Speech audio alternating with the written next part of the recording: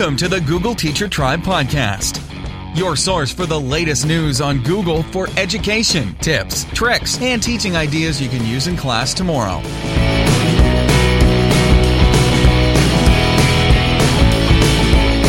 And here are your hosts, Matt Miller from DitchThatTextbook.com and Kasey Bell from ShakeUpLearning.com.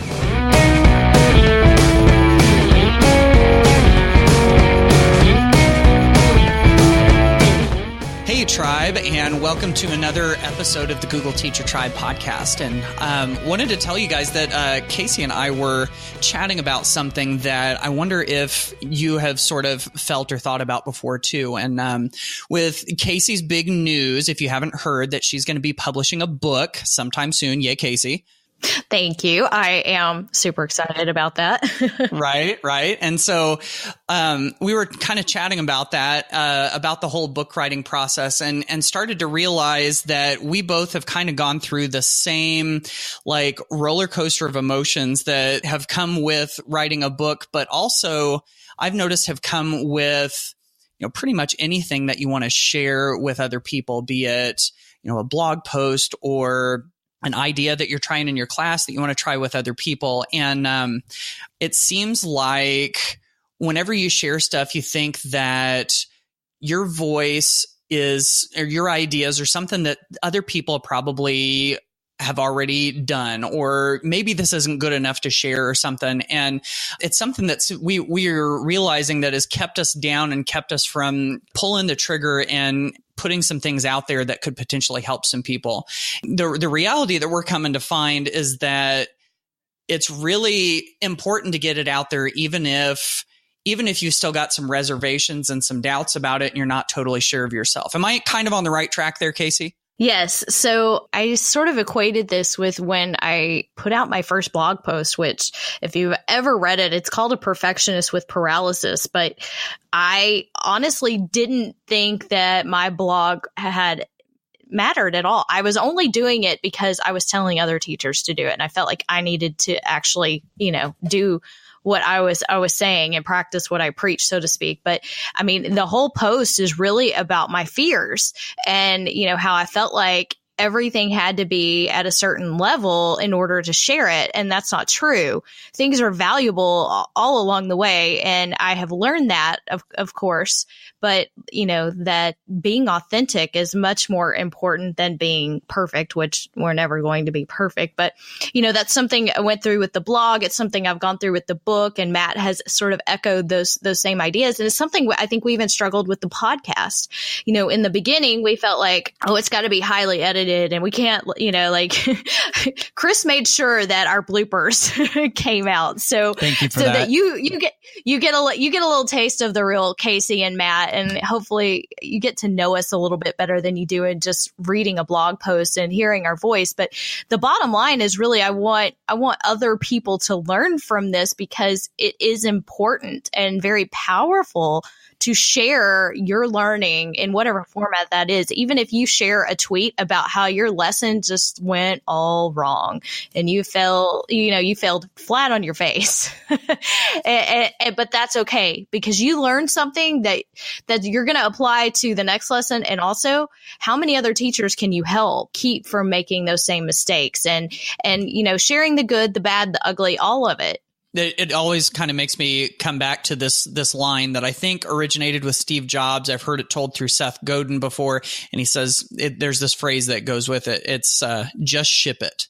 That was like, even if it doesn't look perfect, even if it isn't right there, get it out the door, and it's going to help somebody out. So anyway, for whatever that's worth, that was something that was kind of heavy on Kasey and I's minds, and something that we wanted to touch on, and hopefully this episode will be something that we can share freely and not be too concerned about. And so Kasey, what do we have in this episode? Oh, we've got some fun stuff in this episode. We're going to talk about ways to make learning blended and interactive with some really fun tools that work inside G Suite. So we're sort of reaching out into some third-party tools like Insert Learning and Paradeck, which got some new updates that are awesome. We've also got some StackUp and screencastify. So we really just wanted to reach into hitting some of those notes that help you bring it all together and to use these tools, of course, to create some fun learning experiences for your students. And of course, we've got some fun updates from Google and some feedback from our listeners. So, Matt, are you ready to get going on this? I don't know. Should we do this? We may already be boring them, so we better get going. Yeah, let's get started.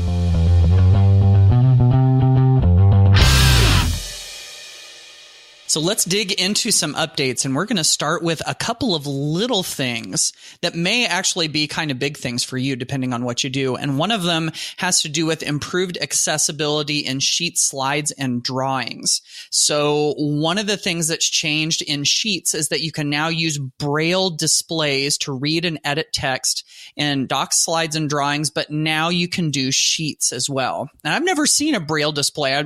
This whole idea fascinates me, and I'm thinking, just the idea of being able to work within a sheet using Braille is pretty fascinating. So they continue to add that, which is great. And then there's also the ability to use screen magnifiers with Google Slides and Drawings, which I know is a huge accessibility issue with people with vision impairment. So those are all out there. And then there's also a couple of little menu improvements within Docs and Slides. If you've been working within those two apps and have been going up into the menus, you may have noticed that the line and page break in Docs has kind of moved around. Now it's under Insert Break. So they've got that. And then if you want to add alt text to a shape, which you may or may not do, now you can right click on it and there's an option there.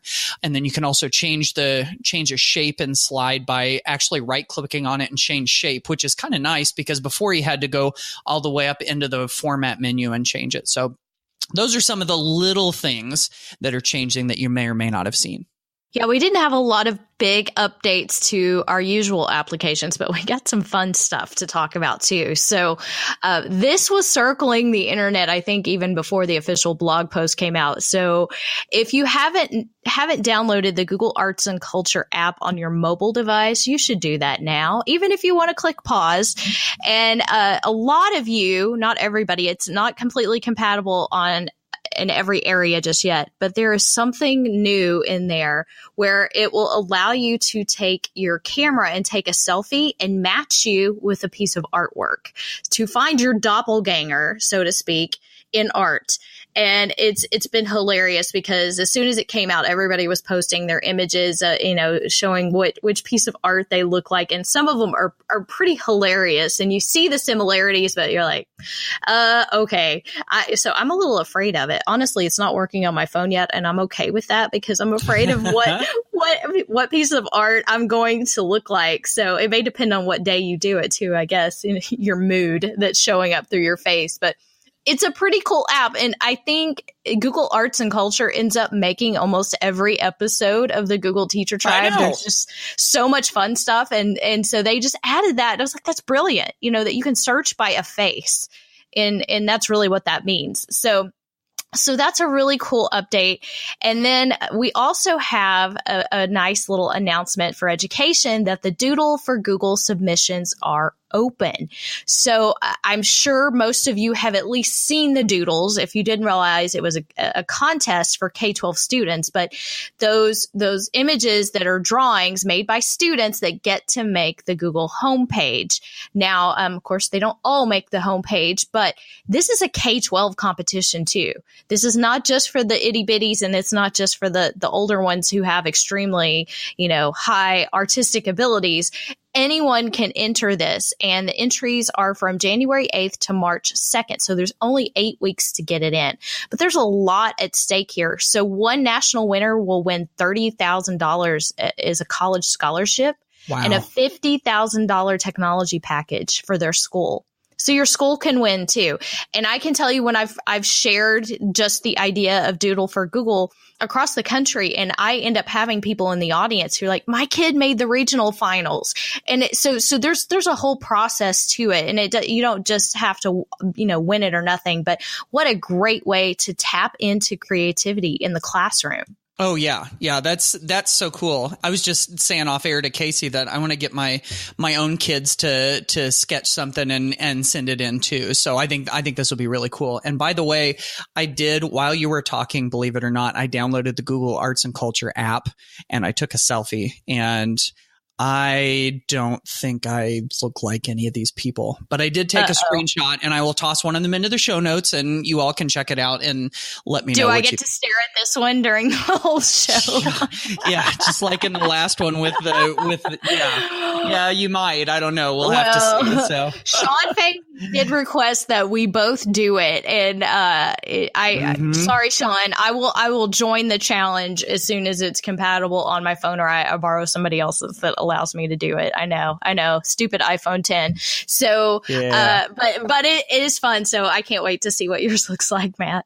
And then the last thing we wanted to say was, if you're in a school or district that's considering a Chromebook pilot, like looking at getting some Chromebooks for the district. Now, note that Kasey and I are not reimbursed for this in any way whatsoever. We just think it's cool and wanted to pass it along.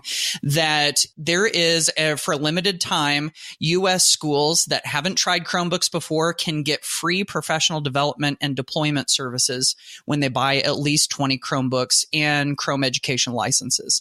It won't last forever, but if that's the kind of like the gentle nudge that your school or district needs to kind of give this a shot, this might be really good. And I know for me, whenever I first got my hands on a set of Chromebooks in my classroom, it made a world of difference. So we've got links to that, and of course, all the other updates at googleteachertribe.com/40. So in today's episode, I want to introduce you to a Chrome extension that I recently discovered. I know it's been around for a lot longer, but I think the potential for this is amazing. It's called Insert Learning, and it's a Chrome extension that lets you turn your websites into interactive lessons. And once you hear what this can actually do, you're going to be like me. You're like, wow, why hasn't someone already thought of this? Because it's just so amazing and so obvious. So what it's going to allow you to do is to add information, annotate, and add questions and videos inside any web page.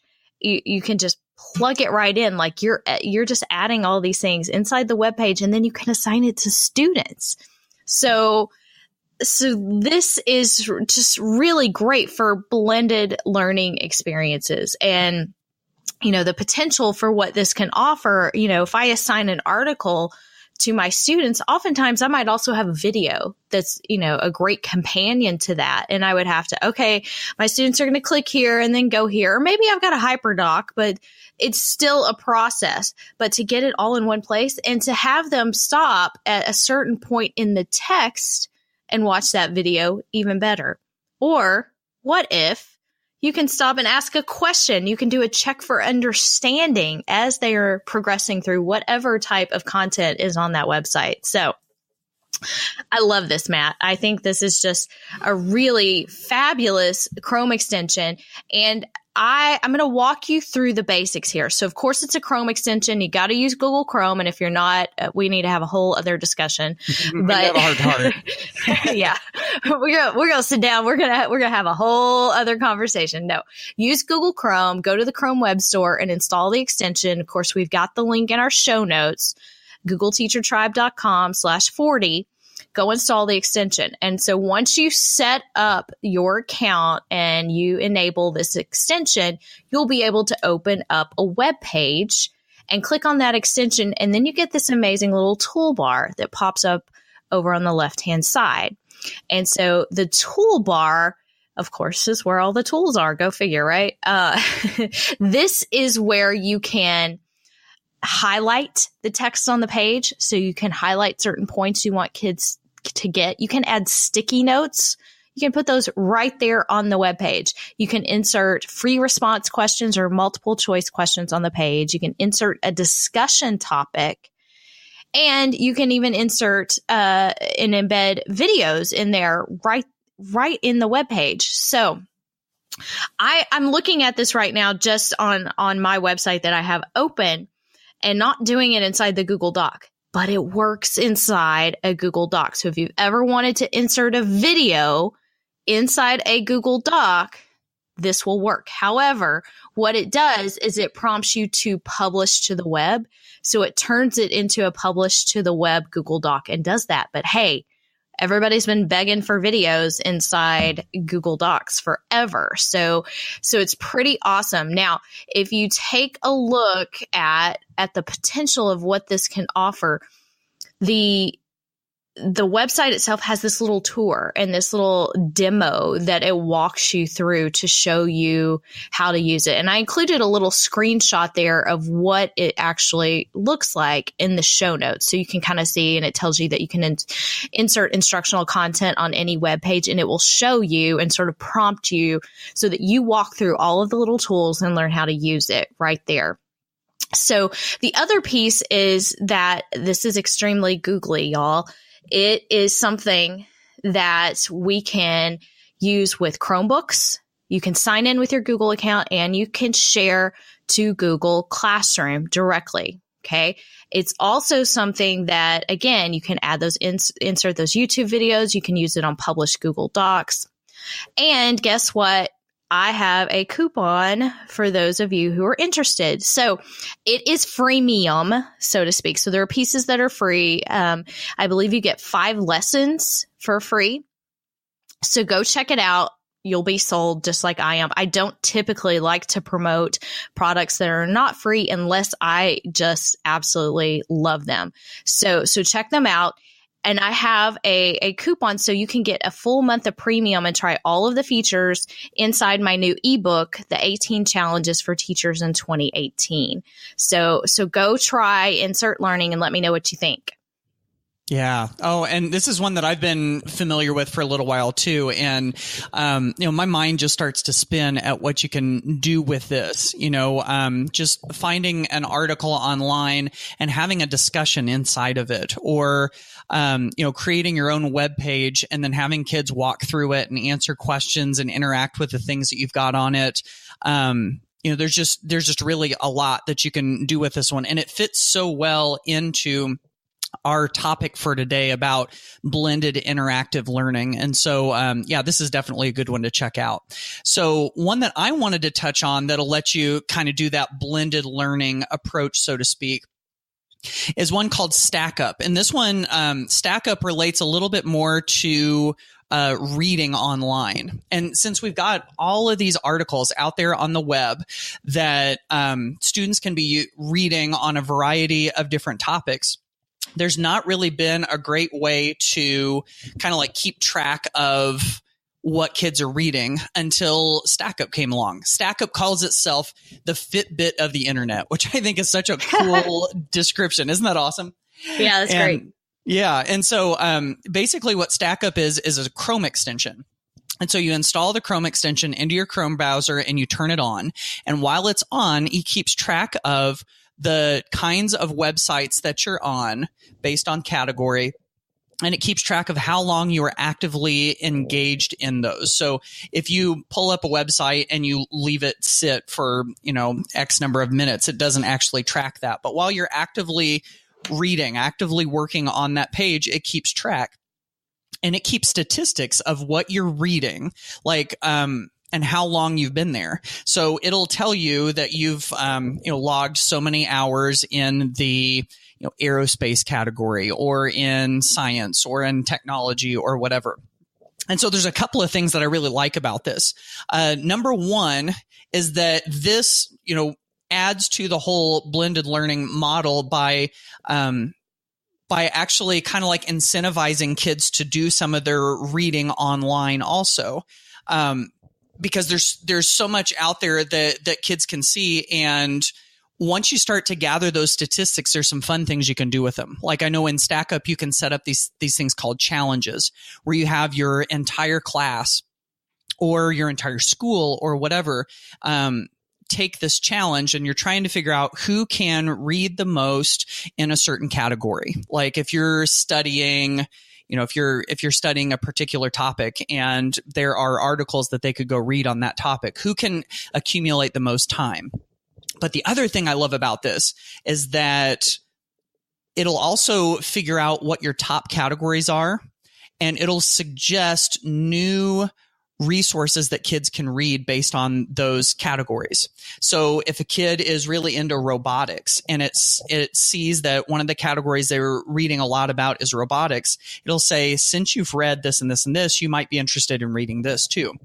And so that opens kids up to a whole new realm of kind of like free independent learning, which, if we really want kids to be the lifelong learners that we talk about in school mission statements all the time, then we've got to give them the tools necessary to really do that learning on their own. And I think that StackUp really, really does that.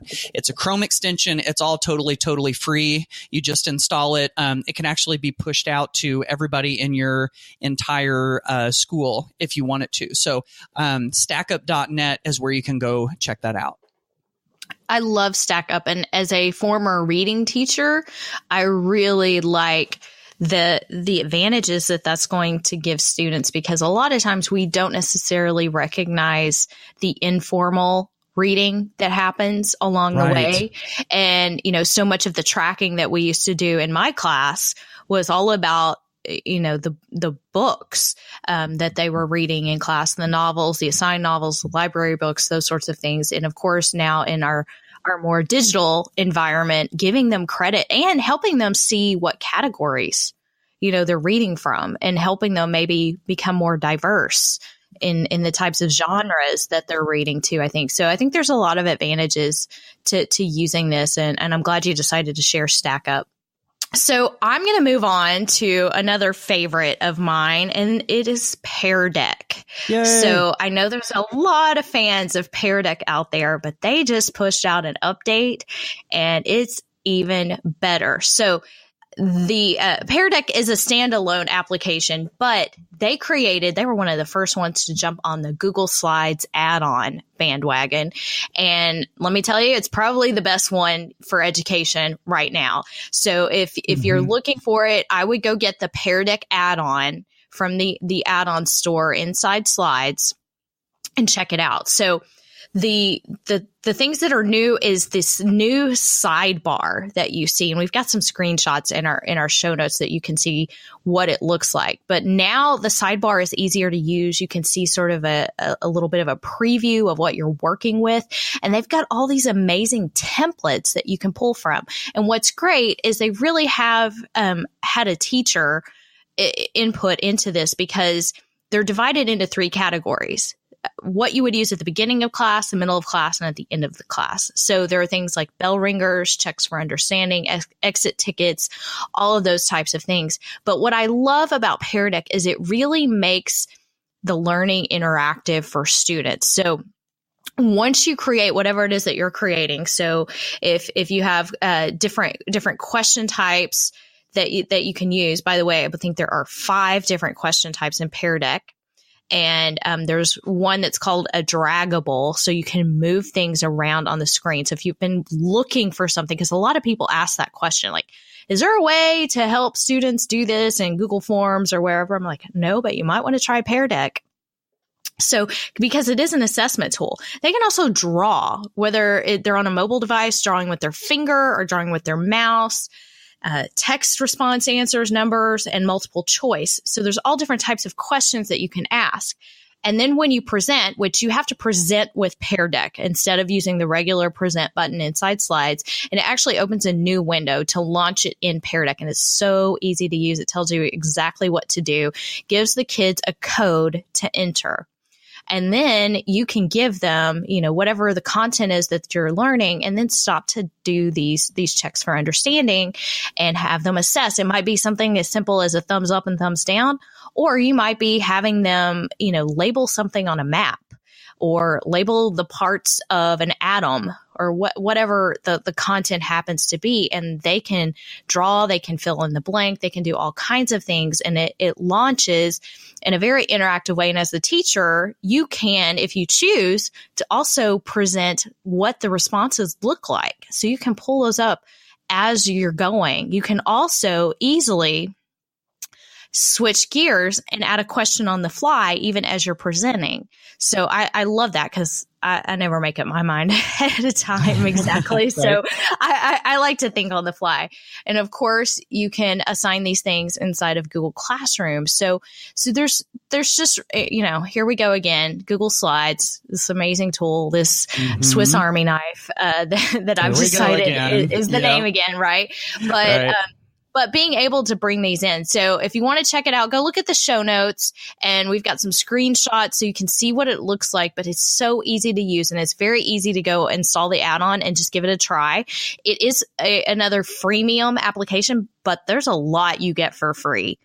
You can easily use this, for a little while. But if you want the full version, I do have also a little coupon code in my ebook for 3 months of premium. So you can get all of the features and try those out for 3 months. And that's in my 18 challenges for 2018 ebook and the online course where I'm teaching this hands-on. So just putting that out as a resource, but go check out Pear Deck. It is definitely worth your time.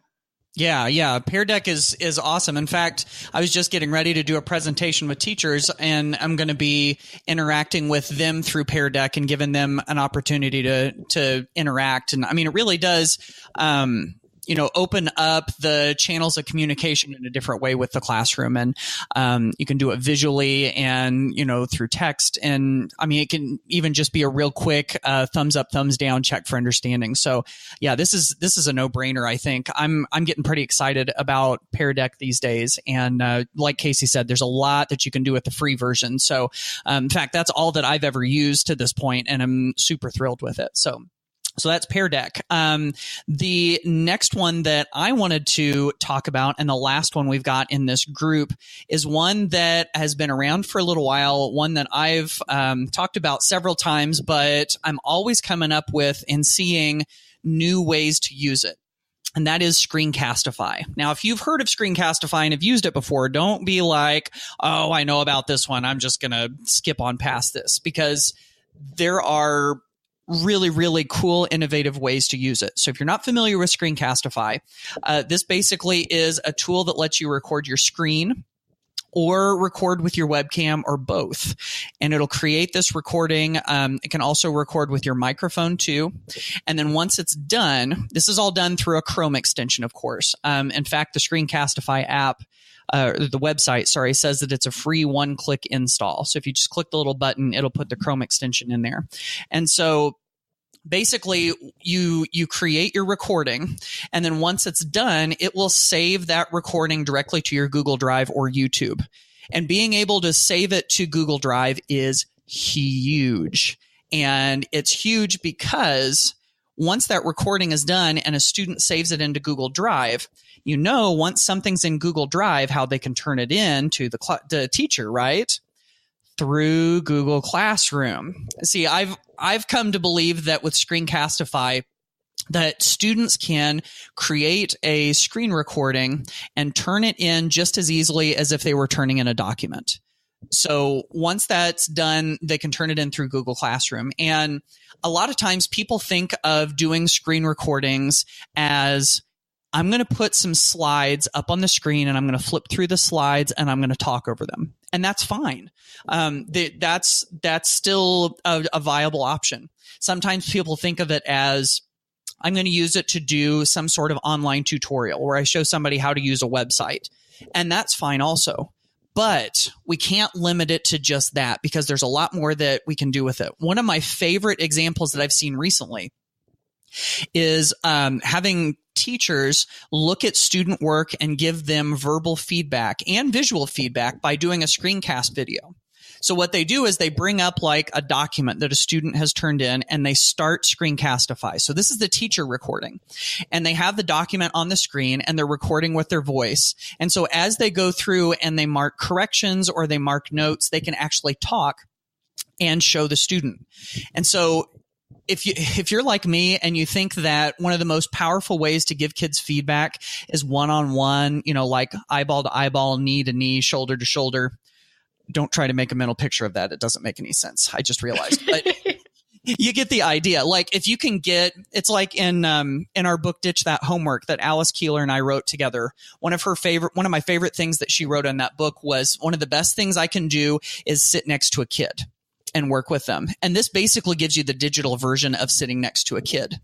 And then you've also got all these other great websites that we use all over the web that will mix so well with Screencastify. You've got like Google Maps Street View is one of my favorite ones. If you do a screen recording of Google Maps Street View, where you put yourself down on the street using Google Maps, you can basically do a virtual walking tour. This is something I may have talked about on the podcast before, but it's really one of my favorite uses of this. So anyway, if you're interested in Screencastify, it's another one of those freemium things. But I've used the free Screencastify account for the longest time, and there's so much you can do with it. Unless you need to do just a ton of recordings, or if you need some more sophisticated editing tools, you can do a lot with the free. Now, if you decide to upgrade to the premium, which I think per person per year is about $24, we have a code for you. If you enter the code TRIBE at checkout.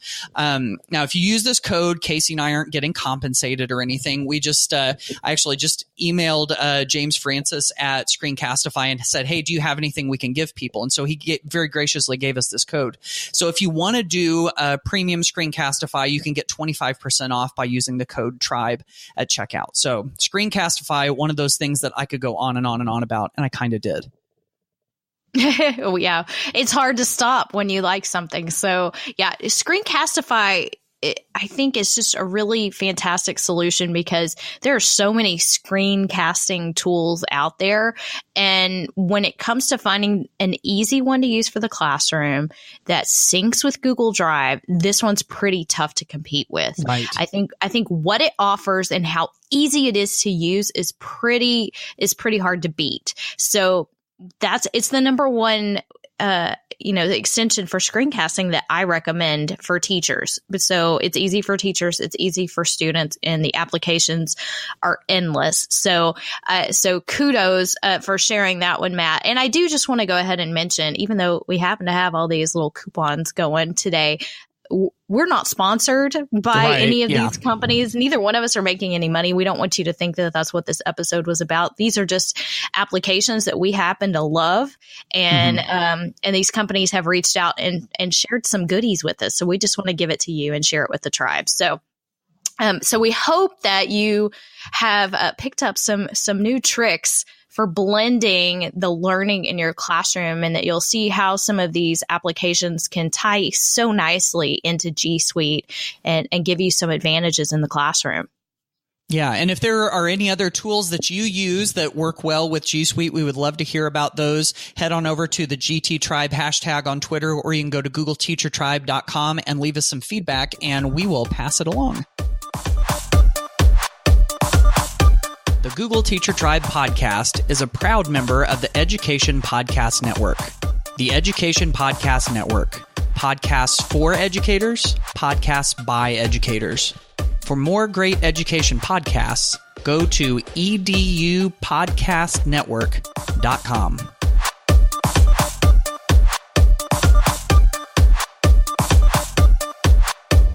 So let's go straight to the mailbag, where we're going to start with a tweet that we got on the GT Tribe hashtag from Heather Sanders.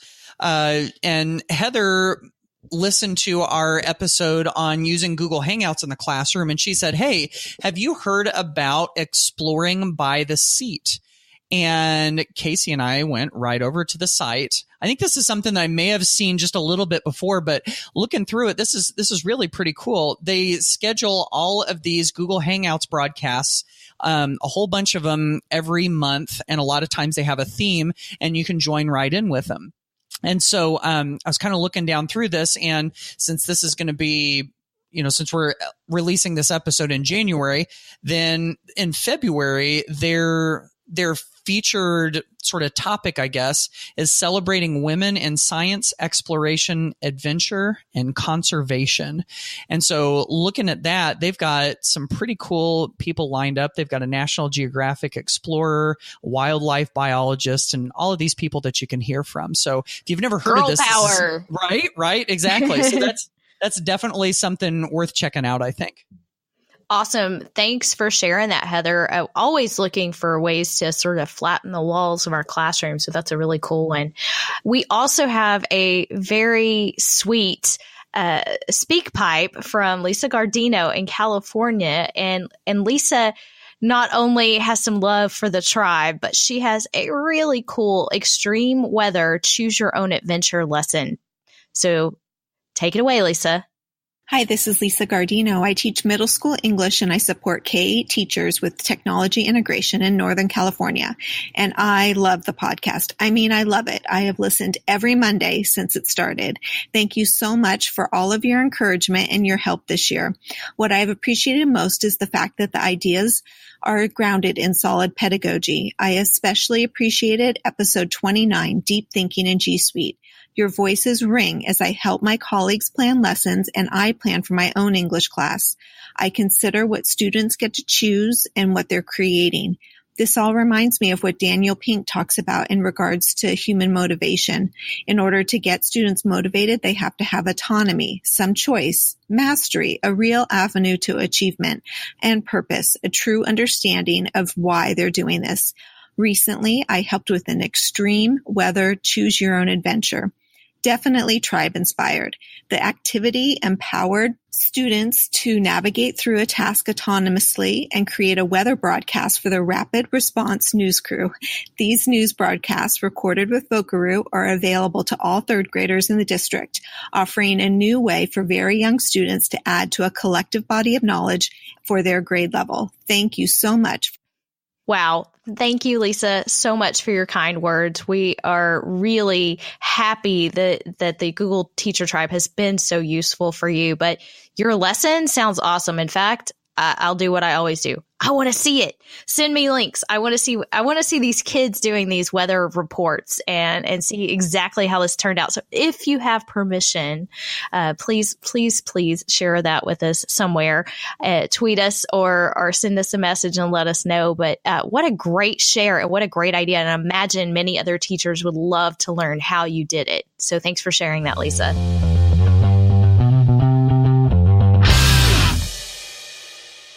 Okay, we have been super chatty today, Matt, so it's time to wrap things up. Exactly. I warn people, some days I just get chatty. But we do have a couple of things to share from the blogs. I had a really big project that I finally launched, and it is called the 18 Challenges for Teachers in 2018. And it is a free ebook that you can download from my website. And you can get that at shakeup.link/18challenges. And it's 83 pages long, and it includes all kinds of stuff. So there is blood, sweat, and tears on these pages. Along with that ebook, I also have an online course. So if a book style is not enough and you want to go deeper, you want some hands-on learning, check out the course. It's also linked on that same page. And I hope everyone will take the challenge and try some new things in 2018. For me, I published a blog post recently called Finding a Class to Partner with Virtually and Activities to Do Together. And, this kind of plays very well into the recent Google Hangouts episode that we had. And if you've ever wanted to find a partner class, like a buddy class that you can share learning with, this kind of walks you through how to find them and then lists 20 different activities that you can do together. So if that sounds like something interesting to you, you can find the link to that and to Kasey's post and all of that good stuff at googleteachertribe.com/40.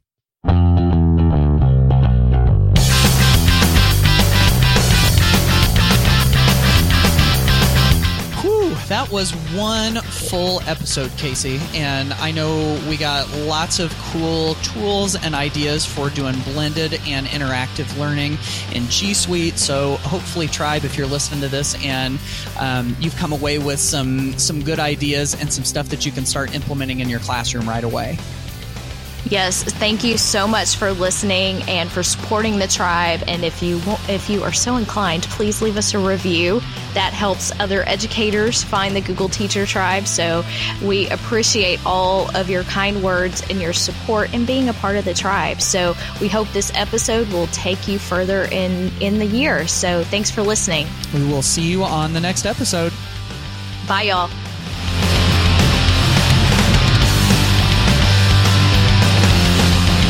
Thanks for listening to the Google Teacher Tribe podcast. Keep up with every new episode by subscribing on iTunes, Google Play, or Stitcher, and by visiting GoogleTeacherTribe.com. Get in on the conversation on Twitter by using the hashtag GTTribe. Until next time, keep harnessing the G Suite power, and may the Googles be with you.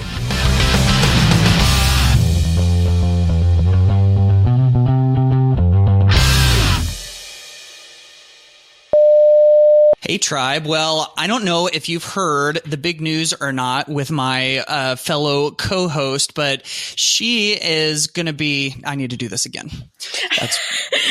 That was weird. Darn. I'm trying to figure out how to do this with that. Okay. I'm going to try it again. I have people here.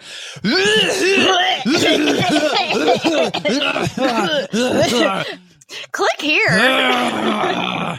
Yeah. That's enough. We talked way too long. Mm-hmm. Yep. Agreed. Totally agree.